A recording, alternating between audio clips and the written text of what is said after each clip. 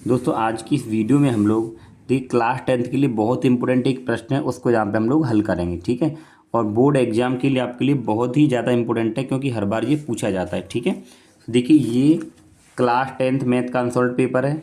ठीक, और देखिए इसमें ये प्रश्न यहाँ पे पूछा गया 4 नंबर में कि सिद्ध कीजिए कि किसी बाह्य बिंदु से वृत्त पर खींची गई स्पर्श रेखाओं की लंबाइयाँ बराबर होती हैं।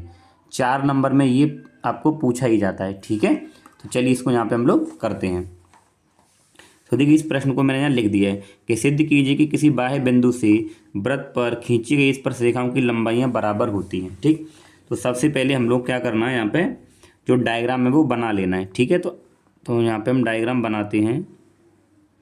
तो देखिए ये तो मैंने फ्री हैंड बनाया है, तो आप लोग कोई सी भी त्रिज्या लेकर एक वृत्त बना लेंगे। ठीक, तो देखिए ये यहाँ पे इसका केंद्र होगा। ठीक, फिर हम लोग क्या करना है, देखिए ये मैंने इसकी ये त्रिज्या मान ली। ठीक है, और ये इसका केंद्र ओ मान लिया। ठीक, अब हम क्या मानेंगे, स्पर्श रेखा। तो हम पहले मान लेते हैं कि इस ओ केंद्र से यानी कि इस वृत्त से बाहर एक बिंदु है कोई यहाँ पे, जिसको मैं मान लेता हूँ क्या, पी मान लिया। ठीक, अब देखिए स्पर्श रेखा किस तरीके से जाएंगी, ऐसे, और इसको मैंने ऐसे मिला दिया। ठीक है ना, तो आप इसको यहाँ ए मान लीजिए और यहाँ पे ए पी, और आप इसको बी मान लीजिए। ठीक है, तो ये आपको चित्र बना लेना है पहले। और आपको जो चित्र आपने जो बनाया है ये आप क्या करें, प्रकार से किसी भी त्रिज्या का वृत्त बना लें। ठीक है ना, क्योंकि वो सही बन जाएगा, ऐसे ये टेढ़ा नहीं बनेगा। मैंने इसको फ्री हैंड बनाया है। अब देख ली, आप लोगों को एक चीज़ ध्यान रखनी है कि देखिए जो वृत्त होता है ना, तो वृत्त की स्पर्श रेखा और वृत्त की त्रिज्या, ठीक है ना, ये वृत्त की त्रिज्या है और ये भी त्रिज्या है। तो वृत्त की स्पर्श रेखा और त्रिज्या में हमेशा 90 डिग्री का कोण होता है। ठीक है ना, तो यहाँ भी देखिए ये वृत्त की त्रिज्या है और ये स्पर्श रेखा है, तो ये भी यहाँ पे 90 डिग्री का कोण होगा। ठीक, ये बना लेना है। ठीक है, अब आपको लिखना क्या है वो देखिए। तो देखिए यहाँ पे हमें हम क्या क्या चीज़ें यहाँ पे लिखेंगे। तो पहले हमें क्या दिया है यहाँ पे लिखेंगे, अब दिया है आपको 4 नंबर तभी मिलेंगे, आप एकदम अच्छे से करेंगे। देखिए दिया है क्या, एक वृत्त जिसका केंद्र ओ है। ठीक है ना, एक वृत्त जिसका केंद्र क्या है, ओ है। ठीक, फिर इसके बाद में हमने माना है कि माना कोई बिंदु P वृत्त से बाहर स्थित है। ठीक है ना, ये हमने यहाँ पे मान लिया। फिर हमने यहाँ पे क्या किया है, देखिए अब वृत्त की जो त्रिज्या है, ठीक है ना, वृत्त की त्रिज्या ये क्या है, ओ ए, और वृत्त की त्रिज्या क्या है, ओ बी। ठीक, वृत्त की त्रिज्या ओ ए तथा ओ बी है। ठीक है, तो हमने ये सब यहाँ पे कर लिया। फिर हमने देखिए क्या किया है यहाँ पे, अगर हम लोग लिखें कि हमने यहाँ पे क्या किया है, देखिए हमने ये किया है कि ए पी और बी पी को मिला दिया है। ठीक है ना, यहाँ से यहाँ तक हमने मिला दिया है। ठीक है, देखिए ए पी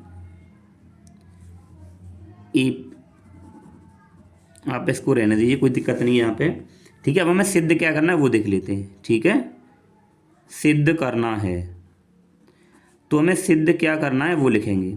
सिद्ध करना है तो सिद्ध हमें क्या करना है, यही करना है कि जो ए पी है और जो बी पी कैसी हैं, दोनों बराबर हैं। ये कह रहा है देखिए स्पर्श रेखाओं की लंबाइयाँ दोनों बराबर हैं, तो हमें सिद्ध करना है। देखिए यहाँ पे के ए पी और बराबर में क्या है, पी बी। ठीक है ना, ऐसे कह सकते हैं, यानी कि या तो ए पी बोलो या फिर यहाँ से बी पी बोलो, यानी कि ए पी और बराबर में बी पी, ये हमें यहाँ पे सिद्ध करना है। ठीक है, ये लिख दिया।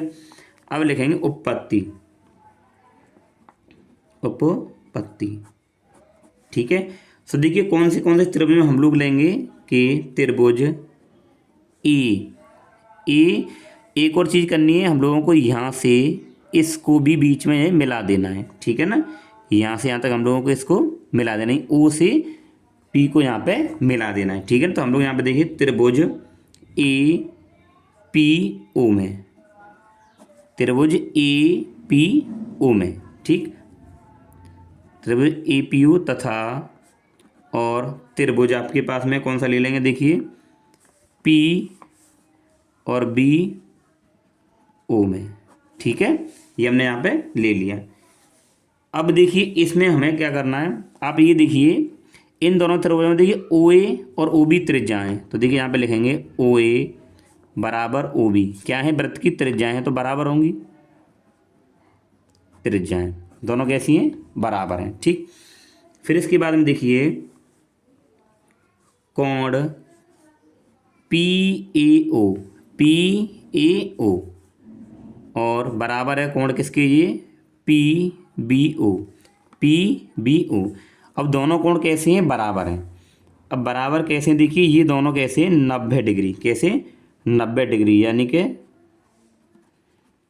समकोण है, ठीक है। ये हमने लिख दिया। अब इसमें हम ये भी लिख सकते हैं ये क्यों है, तो हम लोग कह सकते हैं यहाँ पे वृत्त की त्रिज्या और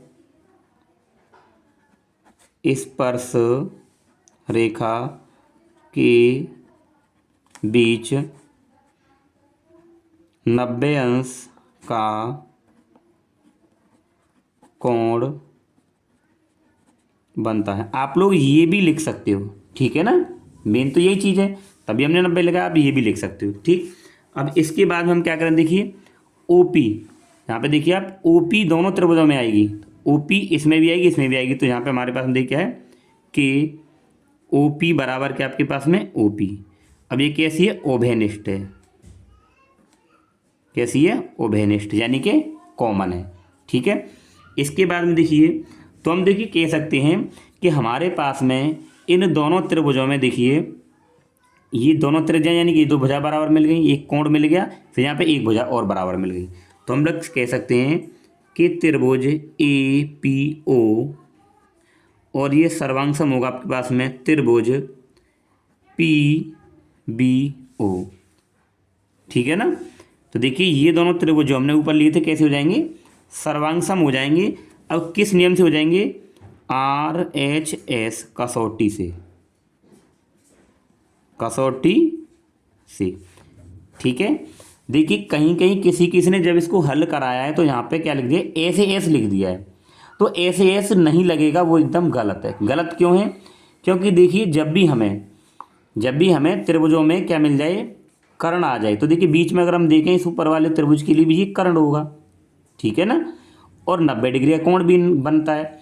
देखिए आप अगर इसको अच्छे तरीके से अगर इस तरीके से बनाएं, देखिए यहाँ से ये भुजा यानी कि त्रिज्या है, ये लंब होगा तो इस केस में ये कर्ण होगा, ठीक है ना, ऐसे इसके लिए होगा। तो उस केस में हमारे पास में ये लगेगा क्योंकि हमें 90 डिग्री का कोण मिल गया यहाँ पे। तब हम लोग RHS लिखते हैं, यानी कि समकोण और कर्ण और एक साइड। तो आपको SAS नहीं करना है, आपको RHS लिखना है, ठीक है ना।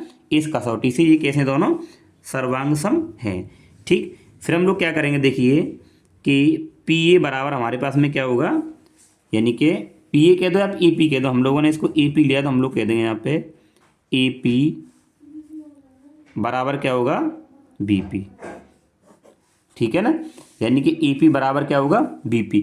क्योंकि जब दो त्रिभुज आपस में सर्वांग सम है तो उनके जो संगत भाग हैं वो भी कैसे होते हैं, बराबर। तो AP बराबर BP किससे हो जाएगा, CPCT से, किससे हो जाएगा, CPCT। CPCT का मतलब होता है देखिए corresponding part of congruent triangle, ठीक है ना। यानी कि हमारे पास में अगर कोई दो त्रिभुज सर्वांग सम है तो उनके संगत भाग भी कैसे होते हैं, बराबर होते हैं, ठीक है ना। तो इस नियम के अनुसार ये क्या है हमारे पास में AP बराबर BP हो जाएगा, ठीक है ना। तो दोस्तों ये था इस पूरे प्रश्न का आपका बिल्कुल डिटेल सॉल्यूशन। आपको पेपर में इस तरीके से ही करना है तो आपको पूरे नंबर यहाँ पे मिल जाएंगे, ठीक है।